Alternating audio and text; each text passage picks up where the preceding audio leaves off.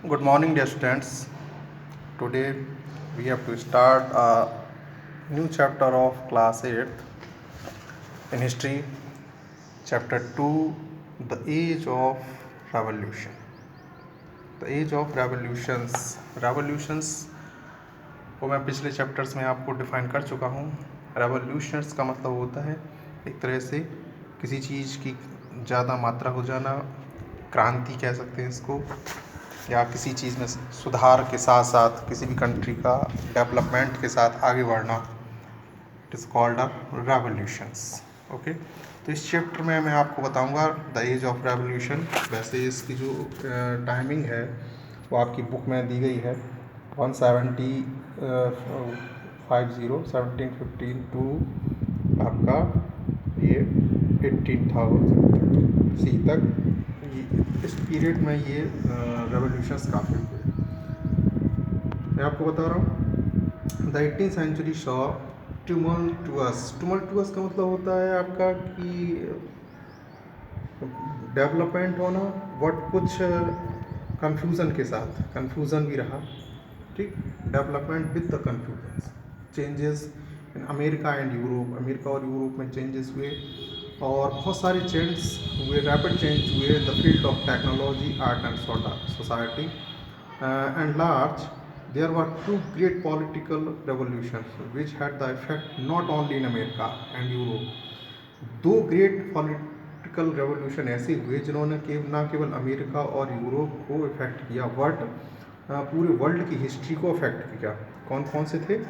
The American revolution जो कि हुआ था 1775 to 1783 and the French revolution 1789 to 1795। Two revolutions ने पूरे वर्ल्ड को हिला के रख दिया, यानी इनमें इतने सारे इन्वेंशंस हुए कि उनको देख के ही पूरे वर्ल्ड में इन्वेंशन होने लगे और पूरे वर्ल्ड ने अगर तरक्की की है, पूरे वर्ल्ड ने डेवलपमेंट किया है तो इन्हीं दोनों रेवोल्यूशंस के कारण, ठीक है ना। ये सारे जो हुए हैं ये 8th सेंचुरी में। बैकग्राउंड क्या था? सेटलमेंट ऑफ न्यू वर्ल्ड का।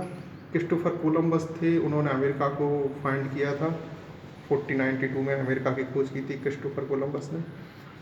ये इंडिया को फाइंड करने निकले थे पर इन्हें अमेरिका मिल गया।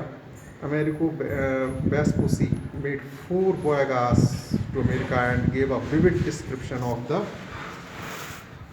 land. After these voyages, there are subsequent migration people from Britain and France to New World.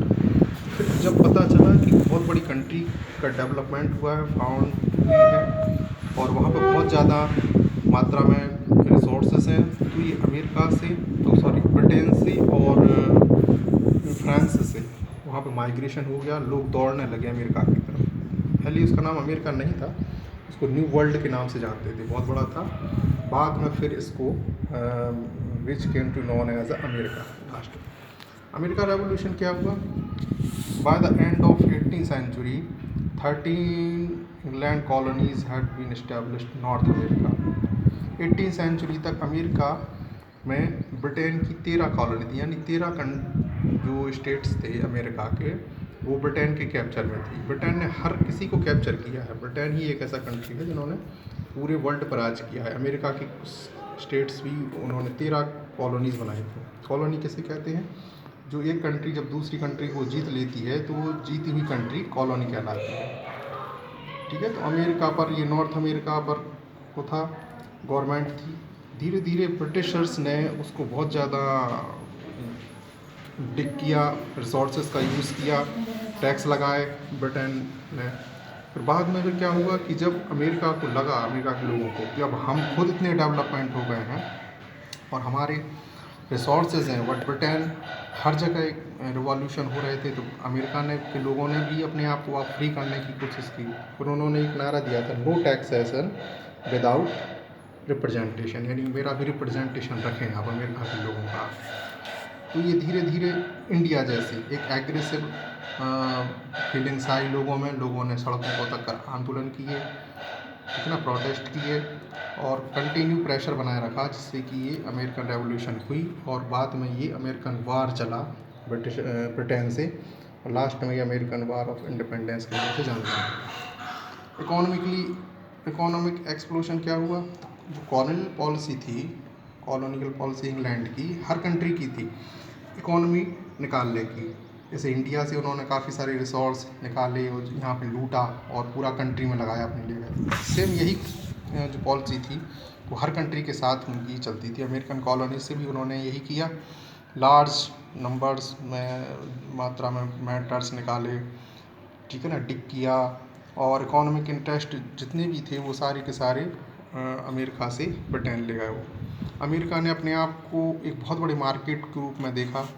Raw materials काफ़ी सारा था क्योंकि अमेरिका बहुत बड़ा है, यहाँ पे शुगर, टोबैको, कॉटन, इंडिगो बहुत ज़्यादा मात्रा में होता है। तो इसमें ब्रिटेन ने क्या किया कि इन सबको एक्सप्लोर किया और ब्रिटेन ले गए, सबसे ज़्यादा उन्होंने ही डिक करके ले गए। हैवी ड्यूटी लगाई अमेरिका पर, ठीक है ना, चार्जेस लगाए, टैक्स लगाए। तो इस तरह से उन्होंने पूरा का पूरा अमेरिका को टिक करके वो ले गए और काफ़ी सारा उसको इकोनॉमिकली नुकसान पहुंचाया, ठीक है। उनका मकसद ही लूटना था, यहाँ पे इंडस्ट्री सेट करके वो ले गए। पॉलिटिकल सिस्टम कॉलोनीज़ में क्या था, पॉलिटिकली वो मेंबर जो थे वो ब्रिटेन के ही थे, ब्रिटिश अपने मेंबर रखते थे, अमेरिका के जो लोग थे उनको उसमें पार्टनरशिप नहीं देते थे। लाइक सेम इंडिया, जो गवर्नमेंट पॉलिसी थी वो सिर्फ यही थी कि अपना इंटरेस्ट आपका अगर कुछ हो रहा है तो वो करो। Separate identities of colonies, America colonies जब डेवलपमेंट हुई तो उन्होंने कहा कि हमें अपना अलग सोशल और कल्चरल लाइफस्टाइल चाहिए, क्योंकि वो सादा जीवन में विचार करते थे, सादा विचार, सादा रहन सहन, और वो ये भी मानते थे कि अमेरिका हमारी मदरलैंड है। इस तरह से ये काफ़ी सालों बाद अमेरिका को आज़ाद किया गया और उन्होंने अपने फाइट से, अपनी ब्रिटिश पावर से अमेरिका को फ्री किया। नेक्स्ट वीडियो में मैं आपको बताऊंगा the event leading the revolt, कौन कौन से इवेंट्स थे जिन्होंने उस रिवॉल्ट को जन्म दिया अमेरिका की और वो फाइट किया उन्होंने। ओके।